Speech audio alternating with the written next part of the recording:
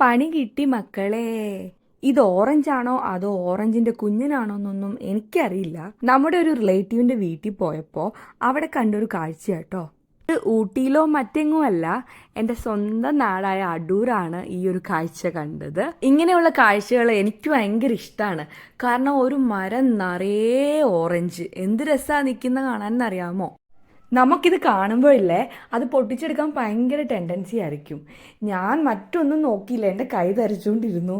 അതിലൊരു പഴുത്തത് നോക്കി ഞാനിങ്ങ് പറിച്ചെടുത്തു. എന്നിട്ട് അതിൻ്റെ തോല് കളഞ്ഞ് അതിലൊരു അല്ലി എടുത്ത് വായിലിട്ടു. അയ്യോ, എന്തൊരു കയ്പും എന്തൊരു പുളിയും! ഇത്രയും ഒരു ടേസ്റ്റ് ഇല്ലാത്തൊരു ഓറഞ്ച് എൻ്റെ അടുത്ത് ഞാൻ ഫസ്റ്റ് ടൈമാണ് കഴിക്കുന്നത്. ഓറഞ്ചിന്റെ രൂപം ഉണ്ടെങ്കിലും പക്ഷെ ഓറഞ്ചിനെ പോലെ വലിപ്പവും ഇല്ല, മധുരവും ഇല്ല. എനിക്ക് നാരങ്ങ എന്ന് വിളിക്കാന്ന് വെച്ച് കഴിഞ്ഞാൽ ഓറഞ്ചിന്റെ തോലാണ് അതിന്. പിന്നെ നാരങ്ങയുടെ കയ്പുണ്ട്, ആ ഒരു പുളിയുണ്ട് എന്നും പറഞ്ഞ് ഓറഞ്ചിന്റെ തോലായിട്ടിരിക്കുന്നതിന് നമ്മളിങ്ങനെ നാരങ്ങയെന്ന് വിളിക്കും. എന്തായാലും ഓറഞ്ചിനും നാരങ്ങയ്ക്കും ഉണ്ടായ എന്തോ ഒരു ഐറ്റം എന്ന് പറയാം.